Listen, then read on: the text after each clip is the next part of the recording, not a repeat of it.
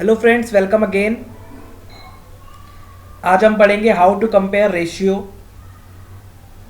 ये भी एक इम्पॉर्टेंट टॉपिक है regarding data interpretation. Data interpretation में हमें क्वेश्चन के अंदर कुछ रेशियोज दे दिए जाते हैं और उनको कंपेयर करके हमें बताना होता है कि इसके अंदर सबसे बड़ा कौन सा, सबसे छोटा कौन सा है, और उसी के हिसाब से हमें आंसर मार्क करना होता है। तो हम आज इस वीडियो में सीखेंगे कि हम बिना कैसे सॉल्व करें रेशियो को देख के ही बता सकते हैं कि कौन सा बड़ा है और कौन सा छोटा। तो हम थोड़ा बेसिक से स्टार्ट करते हुए आगे की तरफ प्रोसीड करेंगे। सपोज क्वेश्चन है मेरे पास 4/5 एंड 2/8। अब मुझे इनको कंपेयर करके ये बताना है कि मेरे पास इन दोनों रेशियो में से बड़ा कौन सा है और छोटा कौन सा है। तो अब क्या करो, पहली बात, ये जो हम ट्रिक सीख रहे हैं ये उन्हीं नंबर्स के लिए है जिनका डिनोमिनेटर बड़ा है किससे, न्यूमरेटर के लिए। जिनका डिनोमिनेटर न्यूमरेटर से बड़ा है। देखो, ये डिनोमिनेटर 5 4 से बड़ा है, 8 2 से बड़ा है, उन्हीं के लिए है। और बाकी हम न्यूमरेटर जिसमें बड़ा होता है उसका भी हम सीखेंगे कि कैसे उसे हम सॉल्व करेंगे और कैसे हम देखेंगे। पहले हम जिनका डिनोमिनेटर बड़ा है उनको देखते हैं, ठीक है। डिनोमिनेटर ग्रेटर देन न्यूमरेटर होना चाहिए। तो क्या करना है हमें, आप क्या करो, इस 4 को मल्टीप्लाई कर दो 8 से और इस 5 को मल्टीप्लाई करो 2 से। 4 इंटू 8 लिखो, इस साइड लिखना नहीं है ये आपको, मैं आपको सिर्फ समझा रहा हूँ। और 2 इंटू 5 लिखो इस साइड, मतलब जिसका हम न्यूमरेटर ले रहे हैं उसको उस साइड। यहाँ पे हम न्यूमरेटर लिया 4, तो 4 इंटू 8 इस साइड और 2 इंटू 5 इस साइड। हमने करा क्या है अभी तक, इस 4 को इस 8 से मल्टीप्लाई और इस 2 को इस 5 से मल्टीप्लाई, ठीक है। तो इतना कर लेंगे हम। अब 8 इंटू 4 क्या होगा, 32। 2 इंटू 5 क्या होगा, 10। कौन सा बड़ा है, 32। जिस साइड का नंबर बड़ा आएगा, जिसका मल्टीप्लिकेशन बड़ा आएगा, उस साइड वाला रेशियो भी बड़ा होगा। मतलब 4/5 विल बी ग्रेटर देन 2/8। तो हमने करा क्या, 4 इंटू 8 मल्टीप्लाई करा, आया 32, इस लेफ्ट हैंड साइड पे लिखा। 2 इंटू 5 करा, आया 10, राइट हैंड साइड पे लिखा। 32 बड़ा है 10 से, तो 32 किस साइड है, लेफ्ट हैंड साइड। इसका मतलब लेफ्ट हैंड साइड में जो रेशियो होगा वो बड़ा होगा। लेफ्ट हैंड साइड में कौन सा रेशियो है, 4/5। इसका मतलब 4/5 इज ग्रेटर देन 2/8। तो ये तो हमारा सिंपल सा क्वेश्चन था, सिंपल सा हमने इसमें लगा दिया। बाकी हम थोड़ा सा एक आगे चल के एक थोड़ा सा मुश्किल क्वेश्चन देखते हैं इससे, उसके बाद हम एक्चुअल क्वेश्चन जो से एग्जाम में आते हैं उस तरह के देखेंगे। तो सपोज करो क्वेश्चन सेकंड दे रखा है मुझे, 11/29 एंड 12/33। अब देखो क्या करना है मुझे, फिर से पहले तो मैं वही करूँगा, 11 इंटू 33, 12 इंटू 29, 11 इंटू 33, 12 इंटू 29। मुझे एक्चुअली में ट्रिक तो मुझे पता चल गई, सिर्फ फर्स्ट वाला ट्रिक क्या है, फर्स्ट वाले का न्यूमरेटर होना चाहिए, फर्स्ट वाले का न्यूमरेटर, और सेकंड वाले का डिनोमिनेटर। इसी तरह सेकंड वाले का न्यूमरेटर और फर्स्ट वाले का डिनोमिनेटर, इनको आपस में क्रॉस मल्टीप्लाई करना है। ट्रिक तो सिंपल सी यही है, बट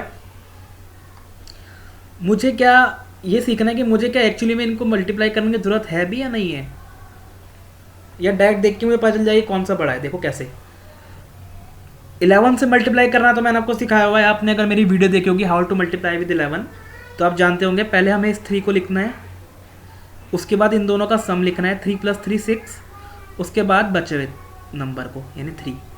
तो 11 × 33 क्या हो गया 363। 12 × 29 क्या मुझे सॉल्व करने की ज़रूरत है, ये देखना है मुझे। देखो अगर मैं 12 × 29 को अप्रॉक्सीमेट करके लिख दूँ 12 × 30, मैंने तो बढ़ाया ही है एक नंबर यहाँ पे, +1 कर दिया 29 में। 12 × 30 तो करना बहुत आसान है, 12 × 3 36, 360 आ गया।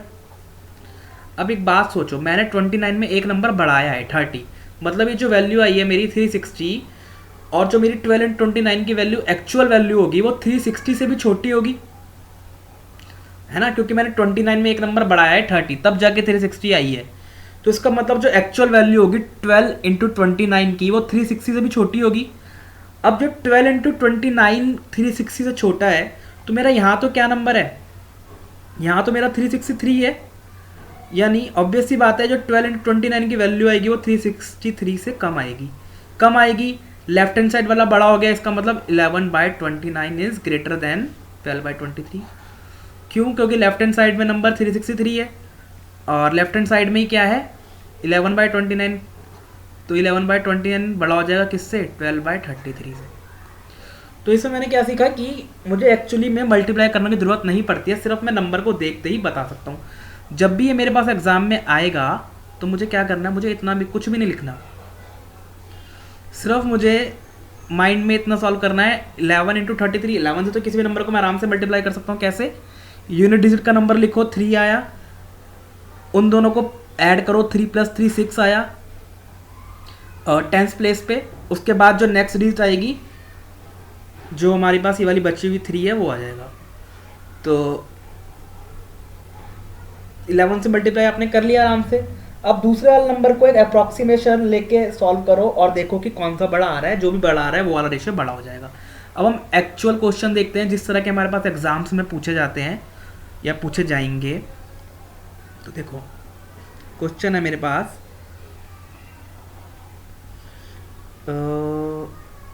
23/52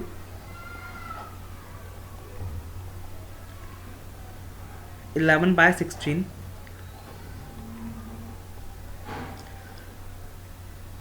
31/64, the next is 5/19। तो मेरे को 4 नंबर दे दिए गए हैं ये। अब इसी तरीके से मुझे 4 नंबर डाटा इंटरप्रिटेशन का, जब मैं डाटे को सॉल्व करूंगा, डाटा को एनालाइज करूंगा, मुझे इसी तरह की वैल्यूज कुछ मिल जाएंगी। अब मुझे उन्हीं को देख के सिर्फ आंसर बताना होगा कि कौन सा इसमें सबसे बड़ा है, कौन सा सबसे छोटा है। कैसे बताऊंगा? सबसे पहले आप क्या करो, इन दोनों नंबर्स को लो 23/52 एंड 11/16। क्या करोगे आप? 23 को मल्टीप्लाई करोगे 16 से, 11 को करोगे 52 से। 23 को करोगे आप 16 से, 11 को करोगे 52 से। तो 11 को 52 से तो आप कर सकते हो। कैसे? फिर से ये 2 लिखो यहाँ, इन दोनों का सम 5 + 2 7 और फिर ये 5, तो इनका सम तो आ गया 572। अब बचा 23 × 16। अब 23 × 16 को मैं कैसे सॉल्व करूंगा ये आप देखो, ये सब आपका मल्टीप्लिकेशन में भी बहुत काम आएगा। देखो 23 × 16, तो मैं 23 × 16 को ऐसे लिख सकता हूँ ना, × 10 प्लस, या तो 6 लिख सकता हूँ या 5 + 1 भी लिख सकता हूँ, क्योंकि 10 से, 5 से, 15 से, 25 से, 20 से, इनसे मल्टीप्लाई करना बहुत आसान होता है। 23 × 10 करूँगा पहले, तो मैं आ गया 230 प्लस 23 इंटू मैं करूँगा 5। कैसे करूँगा? 23 × 10 जो मेरे पास आया है उसका मैं हाफ कर दूंगा, तो मेरे पास × 5 का नंबर आ जाएगा। 23 × 10 क्या आया है 230, इसका मतलब 23 × 5 क्या हो जाएगा 115, 23 × 1 23 हो जाएगा। अब क्या आपको ऐड करने की जरूरत भी है ही नहीं? ये देखो आप, देखो राइट हैंड साइड में मेरे पास क्या वैल्यू है, एक सेकेंड, राइट हैंड साइड में मेरे पास क्या वैल्यू है 572, है ना। इधर क्या है 230 प्लस 115 प्लस 23। अब देखो 230 प्लस 115 कितना होगा 345, 345 प्लस 23, 345 प्लस 23 क्या 572 से ज़्यादा हो सकता है क्या? ऑब्वियस सी बात है, नहीं हो सकता। ये तो सिर्फ जब मैं नंबर्स को देखूंगा तभी मुझे पता चल जाएगा। 230 प्लस 115 प्लस 23, ये देखते मुझे पता चल जाएगा कि ये कभी भी 572 से ज़्यादा नहीं आ सकते। और अगर 572 से ज़्यादा नहीं आ सकते, इसका मतलब क्या हुआ कि मेरा 11/16 जो है, 11/16 जो है वो इससे बड़ा है। एक सेकंड इरेज कर लेता हूँ।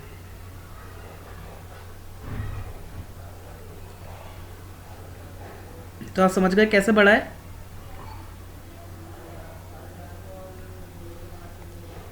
ट्वेंटी 3/52 था।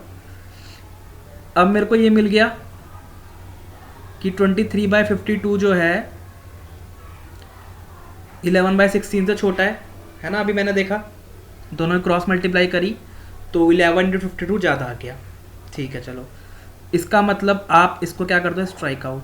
अगर सबसे बड़ा पूछा है तो इसको स्ट्राइक आउट कर दिया मैंने, सबसे बड़े का आंसर निकाल रहा हूँ मैं, ये हट गया। अब क्या बचे नंबर मेरे पास, 11/16 और 31/64। अब इन दोनों को कंपेयर करो आप, इन दोनों को फिर से वैसे ही 11 इंटू 64, 31 इंटू 16। अब देखो फिर से क्या मुझे करने की जरूरत है, 64 इंटू 11 तो मैं कर सकता हूँ ना, ये 4 आ गया, 6 प्लस 4 क्या आ गया 10, तो 0 लिख के 1 कैरी, 6 ऐसे ही उतरना था लेकिन 1 कैरी है, 6 प्लस 1 7, तो 704 आ गया 11 इंटू 64 का मल्टीप्लिकेशन। अब देखो 31 इंटू 16 का मल्टीप्लिकेशन कैसे करूँगा, फिर से वही 31 इंटू 16, 10 प्लस 1 10 प्लस 5 प्लस 1, तो 31 इंटू 10 310 प्लस 31 इंटू 5 क्या हो जाएगा, 310 का हाफ यानी 155 प्लस 31। अब फिर से आप देखो, क्या मुझे ऐड करने की ज़रूरत है, नहीं, 310 एंड अबाउट 155 और 31 क्या मिलके ये ऐड करके भी 704 से ज़्यादा हो सकते हैं? नहीं हो सकते कभी भी। इसका मतलब मुझे ज़रूरत ही नहीं है कैलकुलेट करने की, मुझे डायरेक्ट पता चल गया। मुझे तो खाली बड़ा और छोटा देखना है ना, मुझे एक्चुअल वैल्यू से कोई मतलब ही नहीं है। 704 ग्रेटर देन है इनके सम से। अब 704 अगर ग्रेटर देन है इनके सम से, इसका मतलब है अभी भी जो मेरा 11/6 704 किस साइड है, left hand side, left hand side में क्या है 11/16। इसका मतलब अभी भी जो है 11/16 बड़ा है 31/64 से, क्योंकि 704 बड़ा है उनके सम से, तो अभी भी क्या हुआ, ये ग्रेटर आ गया। ठीक है, फिर से क्या करोगे आप, इसको स्ट्राइक आउट। अब आपके पास सिर्फ दो नंबर बच गए, 11/16 एंड 5/19। अब देखो फिर से क्या मल्टीप्लाई करने की जरूरत है, इसको और इसको करना है, इसको करना है, तो 11 इंटू 19, 5 इंटू 16। मुझे देखते पता चल गया 16 इंटू 5 तो क्या होता है, 80 होता है ना। 11 इंटू 9 ऑब्वियस सी बात है 80 से तो ज़्यादा ही आना है। सॉल्व करना चाहो तो 11 के तो वैसे सॉल्व कर सकते हो, 9 को ऐसे उतारो, 9 प्लस 1 10 होता है, तो 0 आ गया, 1 कैरी हो गया, 1 प्लस 1 2, तो 209 आ गया। ठीक है, अब देखो ऑब्वियस सी बात है 209 इज ग्रेटर देन 80।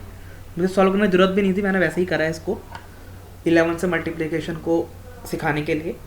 बाकी मैं देखते ही समझ गया था कि ये वाला number 11 into 19 is greater than 5 into 16।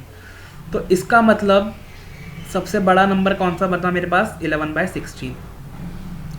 इसको भी स्ट्राइक आउट कर दो, तीनों स्ट्राइक आउट हो गए। सबसे बड़ा कौन सा है, 11/16। कौन सा है, 11/16 इज द ग्रेटेस्ट। सबसे बड़ा पूछा जाएगा तो मुझे क्या ट्रिक कर देना है, 11/16। और मुझे सॉल्व नहीं करना, सिर्फ माइंड में कंपेयर करना है, माइंड में मल्टीप्लिकेशन देखनी है, अप्रॉक्सीमेशन लगा के कि कौन सा बड़ा हो सकता है या कौन सा बड़ा है। जो भी बड़ा है उस वाले और जो भी बड़ा है उस वाले को छोड़ के आप दूसरे वाले को स्ट्राइक आउट करते जाओ, आपको फाइनल आंसर मिल जाएगा। चाहे 6 रेशियो दे रखे हो, चाहे 7 रेशियो दे रखे हो, चाहे 8 रेशियो दे रखे हो। इस तरीके से आपको अगर आपको स्मॉलेस्ट निकालना होता तो फर्स्ट वाले में जैसे आपने कंपेयर करा 23/52 और 11/16 को, आपको क्या बड़ा मिला? 11/16। अब आप जो स्ट्राइक आउट करोगे वो करोगे 11/16 को, क्योंकि ये बड़ा है। इस तरीके से जो भी बड़ा आता जाएगा उसको आप स्ट्राइक आउट करते जाओगे, लास्ट में आप सबसे स्मॉलेस्ट वाले पे पहुंच जाओगे। तो ये हो गया एक और सिंपल क्वेश्चन। अब हम एक और डिफिकल्ट क्वेश्चन लेते हैं जो कि एग्जाम में आ सकता है और उससे मुश्किल आने के चांसेस नहीं है,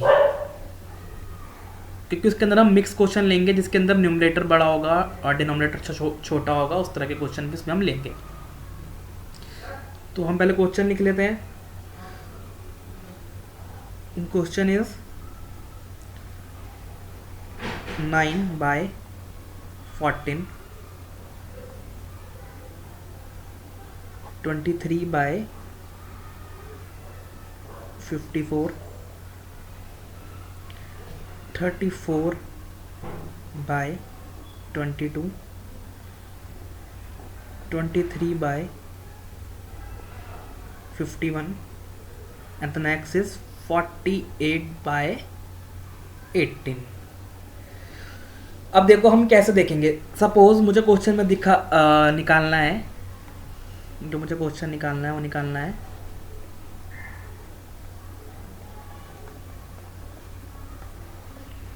which is largest among all। इन सब में से सबसे ज़्यादा लार्जेस्ट कौन सा है? अब आप देखो, अब आपको पहले तो देखना है किसको कंपेयर करना है किसको नहीं।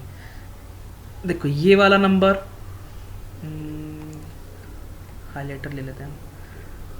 अब देखो आप, एक तो ये नंबर और एक ये नंबर, देखो इनमें क्या है, न्यूमरेटर जो है मेरा, numerator is greater than denominator. तो जब भी मेरे पास न्यूमरेटर डिनोमिनेटर से बड़ा होगा इसका मतलब answer must be greater than 1 से बड़ा आंसर आएगा ना मेरे पास, क्योंकि अगर मैं 22 को 34 से डिवाइड करूंगा तो 1 पॉइंट कुछ आएगा ना, इसका मतलब 1 से हमेशा बड़ा आएगा। 48/18 को करूंगा तो 18 मतलब 2 पॉइंट कुछ चला जाएगा, इसका मतलब 1 से हमेशा बड़ा ही आएगा आंसर। और जब मैं 9/14 को करूँगा 1 से छोटा आएगा, मुझे क्या निकालना है? लार्जेस्ट, तो डायरेक्ट स्ट्राइक आउट। 23/54 क्या आएगा? 1 से छोटा, डायरेक्ट स्ट्राइक आउट।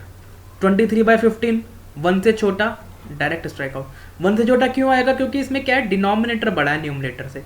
जब भी डिनोमिनेटर बड़ा होगा न्यूमरेटर से तो आंसर जो आएगा वो आएगा लेस देन 1, और जब भी न्यूमरेटर बड़ा होगा तो आंसर आएगा ग्रेटर देन 1। इसका मतलब 3 तो मैंने डायरेक्ट स्ट्राइक आउट कर दिए बिना कुछ करे, ठीक है। इसी तरह अगर स्मॉलेस्ट पूछा होता तो मैं इन दोनों को स्ट्राइक आउट कर देता, और बाकी के 3 को कंपेयर कर लेता, ठीक है। लेकिन अब मुझसे पूछा क्या है? ग्रेटेस्ट, ठीक। अब मैंने 3 तो स्ट्राइक आउट कर दिए, क्वेश्चन भी आप हटा दो। अब मैंने 3 तो स्ट्राइक आउट कर दिए, बच गए 2। उन 2 को कैसे कंपेयर करूंगा ये देखो आप। क्वेश्चन उतार लेता हूँ। 34/22 एंड 48/18, इनको कंपेयर करना है मुझे। देखो 34 को मैं ऐसे लिख सकता हूँ ना, 22 प्लस में कितना करना पड़ेगा कि 34 पे पहुँचूँ मैं? 12/22, ठीक है। इसका मतलब क्या है? 22/22 लिख सकता हूँ।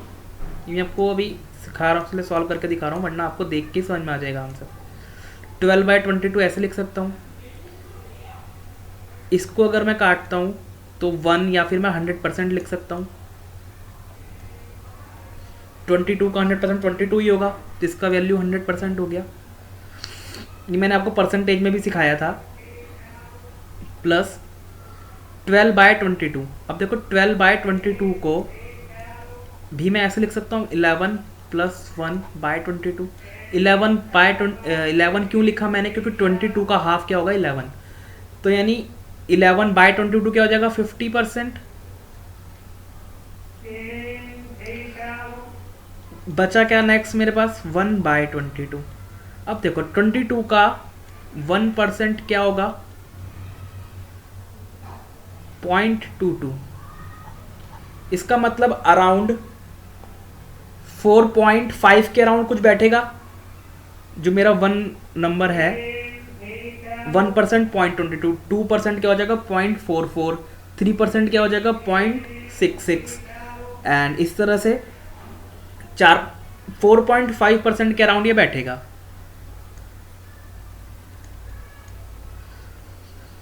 इसका मतलब 34/22 जो है, इसका मतलब है क्या, अभी जो हम परसेंटेज निकाल रहे हैं इसका मतलब है क्या, इसका मतलब ये है कि जो आपका 34 है वो 22 का 34 जो है आपका 22 का 154% है, 154% अराउंड। ठीक है, परसेंटेज में मैंने निकाल लिया 154%। कैसे, पहले इसको हमें ब्रेक करा 22 + 12 में। 22 का मतलब हो गया 22/22 100%। 12 को भी मैंने ब्रेक करा 11 + 1 में। 22 का 50% क्या हो गया 11, तो 150% आ गया। अब बचा 1/22। 1/22 को सॉल्व करने के लिए 1% निकाला तो 0.22, अराउंड 4% से थोड़ा ज़्यादा ही आएगा। मैंने लगभग 4% मान लिया, 154% हो गया। अब इस तरह मैंने सॉल्व करा 48/18 को। ये आपको सिर्फ थोड़ी सी प्रैक्टिस करोगे तो सिर्फ आपको देख के समझ में आ जाएगा कितनी परसेंटेज के अराउंड बैठेगा। देखो 48, 18 बन जा 18, 18 टू 36, 36 प्लस 12/18। अब देखो अगर मैं इसको ऐसे दूँ 36/18 प्लस 12/18, 18 का 100% क्या हो गया 18, तो यानी 36 कितना हो गया 200%। ये तो यहीं पे 200% आ गया, और प्लस में भी कुछ है, इसका मतलब 200 से भी ज़्यादा हो जाएगा। ये 154% है, ये 200 + X% में है, कुछ 200 से भी बड़ा। इसका मतलब कौन सा बड़ा होगा 48/18। अब मुझे कैसे सॉल्व करने की ज़रूरत थी इसको, एक्चुअली में नहीं थी। क्यों, कैसे सॉल्व करते आप, जब आप एग्ज़ाम में सॉल्व करते तो आपको कुछ नहीं लिखना था, नथिंग। 3 तो आपने सीधा काट लिए थे, 3 आपने सीधा स्ट्राइक आउट कर दिए थे, बचा था आपके पास ये और ये। ठीक है, अब ये और ये आपके पास बचा था, तो देखो 34, 22, 48, 18, 34 और 22 को सॉल्व करना था मुझे, तो मैंने क्या करा 34 को ब्रेक कर दिया, 34 को मैंने ब्रेक कर लिया 22 + 12 में। अब देखा 22 100% हो गया, प्लस 12 को मैंने ब्रेक कर दिया 11 + 1 में, 11 50% हो गया, अराउंड 154% आ गई। मैंने इधर देखा 18 टू 36, मतलब 200% से भी ज़्यादा चला गया ये तो। अब जब 200% से ज़्यादा चला गया तो ऑब्वियस सी बात है 154 ये 200 से भी ज़्यादा आ रहा है, तो ये वाला ही बड़ा होगा ना। इसका मतलब 48/18 इज़ द ग्रेटेस्ट। तो क्या मुझे सॉल्व करने की जरूरत पड़ती है, नहीं पड़ती। तो विच इज़ ग्रेटेस्ट 48/18। इस तरीके से आपको रेशियो कंपेयर करने हैं। जो भी डिनोमिनेटर जिसमें बड़ा होगा, न्यूमरेटर छोटा होगा, वो तो आपको क्रॉस मल्टीप्लाई से, और जिसके अंदर न्यूमरेटर बड़ा होगा वो आपको परसेंटेज से सॉल्व करना है। परसेंटेज सबसे ईजिएस्ट मेथड है, सबसे ईजिएस्ट मेथड इस तरह के क्वेश्चन को सॉल्व करने और कंपेयर करने के लिए। Thank you friends.